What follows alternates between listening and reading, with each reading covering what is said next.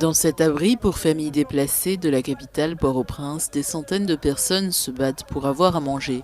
La situation est critique selon Jean-Martin Bauer, le directeur du Programme alimentaire mondial pour Haïti, qui alerte sur l'une des crises alimentaires les plus graves du monde. Près de 45% de la population haïtienne se trouve dans une situation d'insécurité alimentaire aiguë.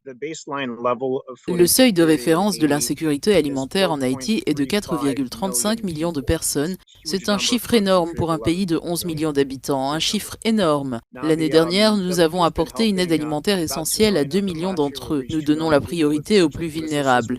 Ce qui m'inquiète le plus, ce sont les 1,4 million de personnes qui sont à deux doigts de la famine. Nous concentrons donc nos efforts pour aider ce groupe et au sein de ce groupe, les personnes déplacées qui sont les plus vulnérables.